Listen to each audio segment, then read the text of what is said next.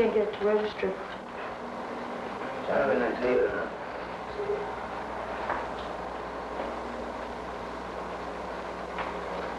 I'm getting loaded. Oh, God. To go through something like that, I'd rather die. Oh, God. I shot up and then dropped off amphetamines.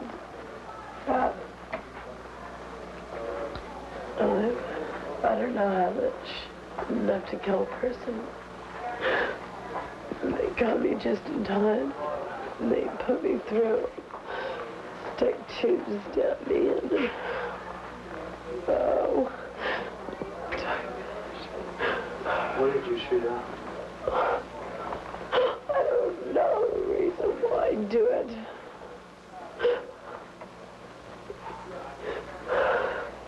Freakiest truck I've ever seen in my life. Scared. Scared that I'm going to be freaked out for the rest of my life. I feel you'll ever do it. Oh, God. To go through something like that, I'd rather die. I'd rather die.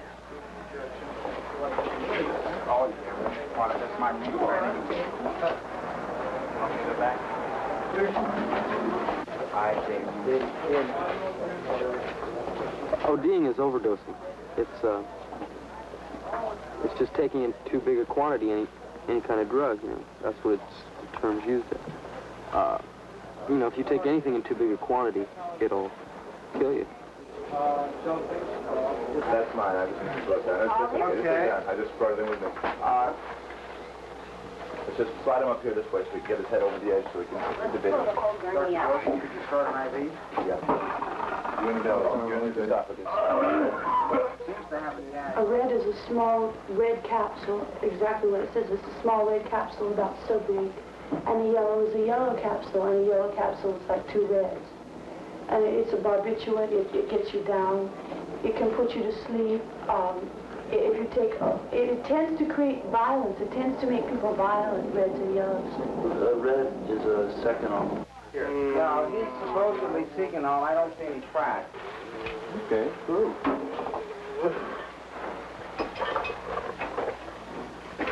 Spit it out.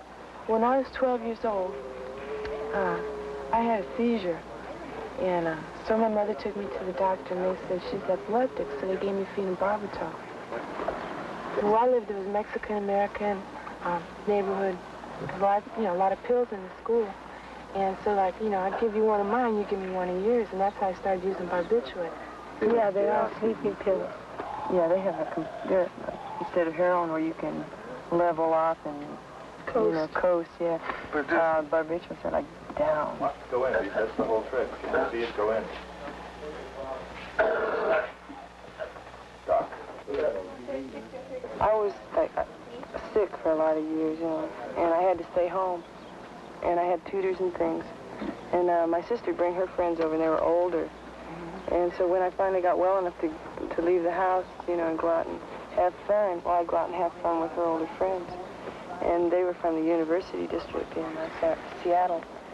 And there's a lot of dope up there, you know. And they just turned me on to weed and then the pills, and then they wanted to give me acid. And, you know, they just wanted to show me the ropes, kind of try me out on everything. Hey, Paige, did you call the priest? No.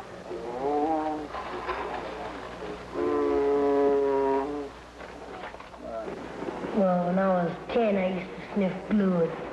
And, you know, I'm 13 right now, and now I pop reds. Reds give you kind of a feeling of security, like things feel like they're all right when they're not. They just start messing up your brain. You can't think right.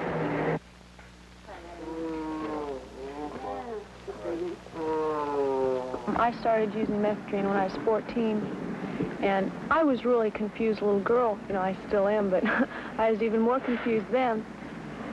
And I didn't know where I was at. I didn't understand anything. So I knew by shooting methadone I would die. Methadone, speed. It keeps you going. You can do a million things that you've never had time to do, and you can do them intricately and to the finest details. Precise. Yeah, like you don't feel inadequate at all. Yeah, and if you have trouble talking, well, methadone will take care of that. Yes, shut yourself up. Oh, it makes you feel like you're on top of the world. One day, like I didn't get out of bed. I was really sick.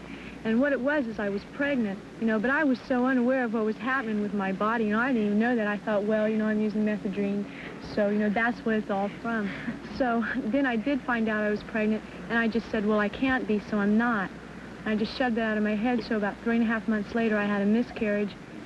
And this time I was weighing 79 pounds, and I had hepatitis and mononucleosis and malnutrition, and I lost 3 teeth.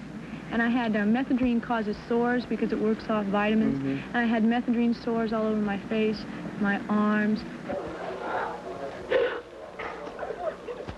All right. I'm going to straighten out. It'll be okay. You'll be okay. I'm not going to die. Well, when I first started taking dope, when I got out of jail this time, I shot up with 2 people, a lady about 40, 35, something like that, and one of my friends.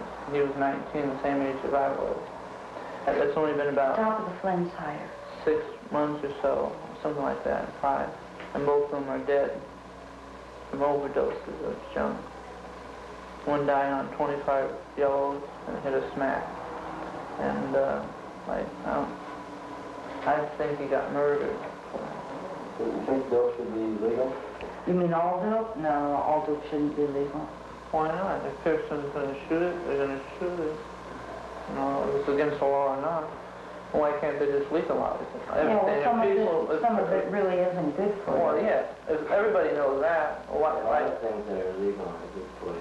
Yeah, if a person don't, if wants to kill himself, why don't he kill himself if he wants to? But that's what too many people think. Dope is the problem. If it wasn't dope, it would be something else. Yeah. If there was no heroin in the world, you'd find another way to destroy yourself. Why do you shoot? Oh, that's just how I dig it now. It's not legal. It's like, it's a good feeling. I'm not that mad at someone. Sometimes, if something happens, you hit some junk and just try to forget your trouble. Well, you getting loaded? Like, I dug using. It wasn't that I had to use it part of that clique. I dug the whole thing. I dug being with those people, and it was groovy to me at the time. I didn't see any consequences, like, in the future. At the time, it was beautiful and it was something I wanted to do. And I really believed it was right. I'm not saying it was right. I believed then it was right. I've never stopped digging dope, I love dope, But it's just the things that go along with it that's just, the hang-ups you get behind it, encapsulation, and just, you have nowhere to go, no sense of direction. I was drinking cough syrup and, all kinds of stuff. I mean, just about anything, man, to get that feeling. And then it just went on, and then I stopped using those kind of drugs and started taking acid and shooting speed. And then eventually I just went on into heroin. And I just, really got into that criminal bit. I guess it was easier for me to steal it than go out and buy it, I guess. I had different types of hustles. If I really needed it bad enough and I couldn't find no other source of getting some money, I'd go out and probably burglarize a house or hit somebody in the head and take me some money, or either steal me a car and strip me a car and sell the parts to it. A lot of money I got from the government by fraud, Like, I got money to go to school, but I never use it to go to school. I use it for dope. Most people strung out, they burn people, something, or rob houses, But if you got a good connection of junk or reds, you can sell reds, 4 for $1. And like 100 reds mostly cost you $10 or $15. Where you sell 4 for $1 and make $25, you can go cop. My job was, I was like a shoplifter. I went out on my job every day like anybody else goes out on their job. And I had people I dealt with every day, just like, you know, and I just stole and got my money and fixed and went home, and that was it. I've been living off of dopes and dealing for over a year. And like, I just went to work last week for 2 days, and it killed me.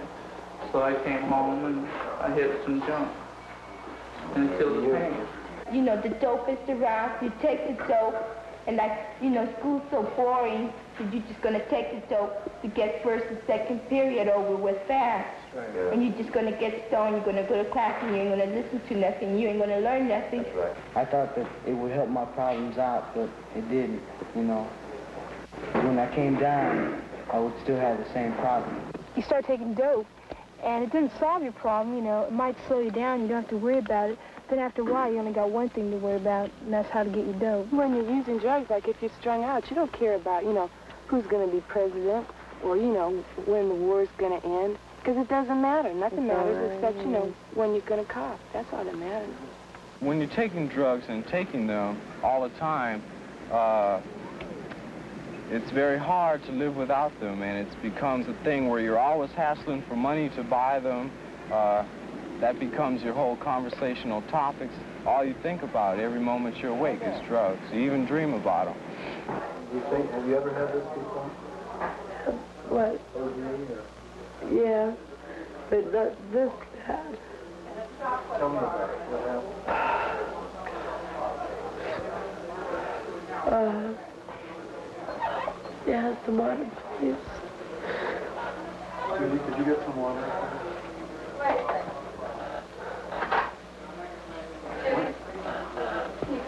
There were also drugs in this OD that I didn't know about. So I was ODing on about 2 or 3 things. And I was dying. It turned blue and I was scared. God, I was scared. What else was in the drug? No, I don't want to find out right now. I'll freak out. Do you know what you were supposed to be taking?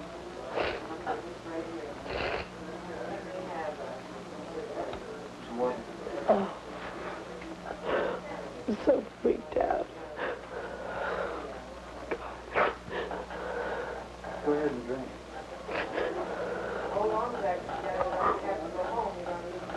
What did she take? Could she have taken heroin? Pardon? Could she have taken heroin or anything? I don't know. Are you putting nasal? Yeah.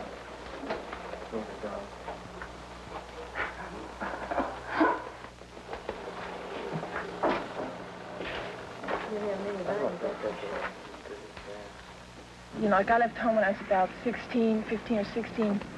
And after that, even when I first left home, like I never thought I would shoot drugs, you know, like needles. Wow, you know, I'll never do that. Or, you know, sell myself for drugs. No, I wouldn't do that, but, you know, I did.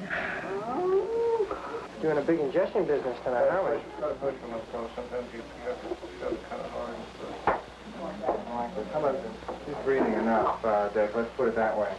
I'm not desperate to get the tube down. Put it down. What's the problem? What's your face? We don't know. Huh? We don't know. She's got needle marks in her arm. No. Okay, Did anyone say she took anything by mouth? No, she didn't know her friend who brought her in. Okay, let's get an IV started and we're going to try some nailing. You good at that? Wait a minute. Okay, hold off on the subtyping. She doesn't have any veins? She's got holes in... The friend who brought her in outside has no idea what she took. Okay, we got a nice jugular. Okay. As soon as we get... She's here. No, she's fighting too much. You want to try it yourself? You want to try NP?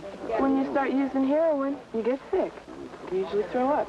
But there's still a good feeling, and because of the good feeling, you don't mind getting sick. And then after a while, you know, your body, you know, can tolerate it, so you don't get sick anymore. When you have the heroin, it reverses. It's when you don't have the heroin that you get sick. you know, that you can't function, that you shake, you know, that your nose and your eyes run, and that your mouth is dry, and you just, you know, your stomach's all knotted up, and you feel really sick. You got another ingestion in the main treatment room? Father Day, there's another one in the trauma room.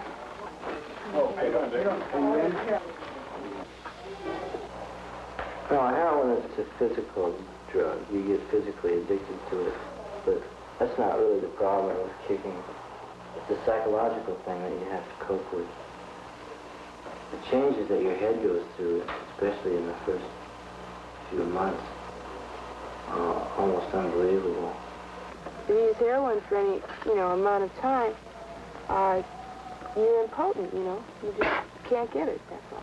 You're sterile, but it's like it's not permanent, you know. And it's like there's no feeling. Like your senses are so deadened that, like, you just go through the motions. I was really, really scared. Why would anyone want to do this? I don't know. I don't know. I'm not a big dealer or anything like that. I don't know. Like you tell a chick, you know, like, eventually, if you keep using stuff, you're going to be out on the street corner selling your body to get dope. No, not me. I'd rather be sick, you know. I'll be sick before that happens. And 6 months later, you'll see that chick out on the street corner selling her body to get stuff. I was left with a habit, so I had to go out and make my own money. And I wasn't too good at responsibilities. Like, I'd shoot all the dope and wouldn't save enough to recop with. So I had to find a way to go out and make money, you know, fast money, something I could do. And so I had to turn to prostitution. It was in the winter months, and it's raining all the time.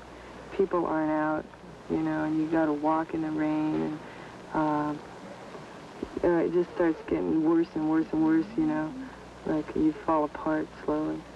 You know, your clothes go bad, your tricks aren't there, you know, it's just a drag. When business is bad, you can always go down to 6th Street and pawn everything you own. Yeah, that's true.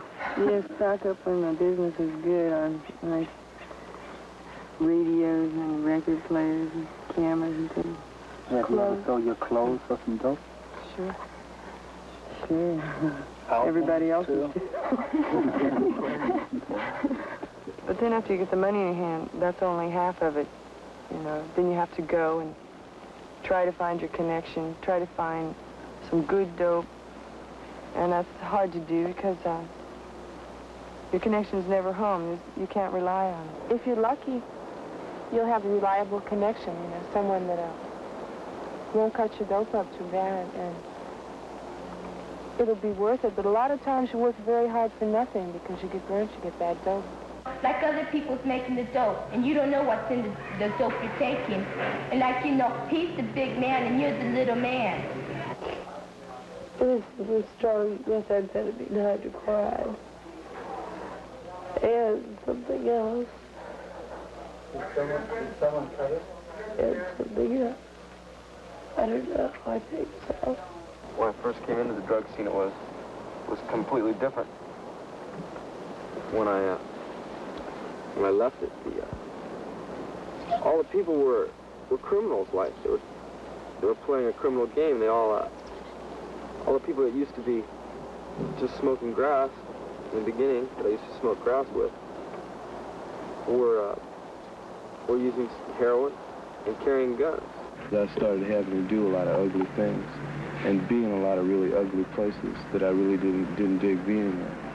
You know, like shooting galleries and meeting some people, you know, for the first time, and they'd invite me up to their house, and I'd go in and as though I'm their friend, but all I'm doing is just looking around the house to see what I can rip off when they don't, you know, when they're not at home. Negotiated justice now or face many more years of war from the top of Vietnam. They have what they call shooting galleries here in town, and the person ODs in one of those places, there's no saving them, because as soon as the cat goes out, they just hit him, you know, and take everything that he's got that is of any value. His shoes, his pants, anything else, and throw him down a garbage chute somewhere. I had to shoot for 2 years before I even admit that I was a junkie, you know, or that I was, like I shot dope for about 6 months before I realized I was hooked. So it took me about 6 months. You kept that shooting and you didn't think you were hooked? I didn't have any idea what hooked meant, you know? You know, I don't shoot that much, or I don't buy that much, or I don't get turned on that much, because it keeps me to the right minimum. You never shoot as much when you first start shooting, though. Like a lot of people, you know, say they're going to kick next week or next month. I do it myself. I'm always going to kick. How old are you, Felix? I'm 19. I've been shooting dope around my 19th birthday. That's when I started. When I got out of jail this time. All right. Has he been on drugs too, so we can't get a, he won't be able to get an IV? He's got track marks here. Oh. You got a sign over there. Where's your thing? Just hold his arms so we don't lose this. Gotta get a tape. Yeah, I've got something to go on this man here. One thing about drugs is that eventually, I mean, you can't take them forever. Sooner or later, they're going to waste you away. So you have to quit, you know. If you don't quit, you die, and that's quitting too.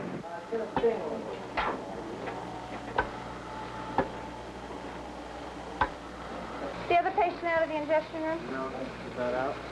Really?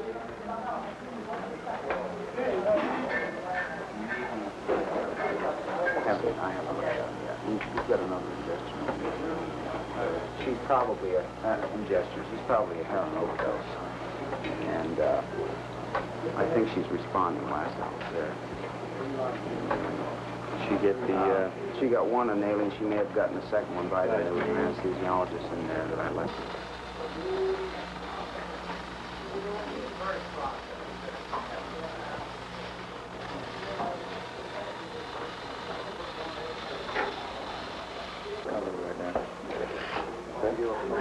Okay, you want to come with me? We're going to take you inside, and you can lie down if you want. And there'll be a nurse right there, okay? Come on. Come on. Hold on. Okay, come on. In the bed. You know, using drugs is like, you know, like it feels good, and so you dig it, but once it becomes like an obligation, you know, like an obligation to yourself to keep yourself from being sick every day, then it's a drag, because it's not something that you want to do to feel good anymore. It's something that you have to do in order just to get your head on straight in the morning. And so it becomes a drag, and that's why people do a lot of things that they wouldn't normally do. And that's when you start going downhill. And you either reach a point where you're going to turn around, or you keep going until you're gone. You know, you never know what's happening with drugs.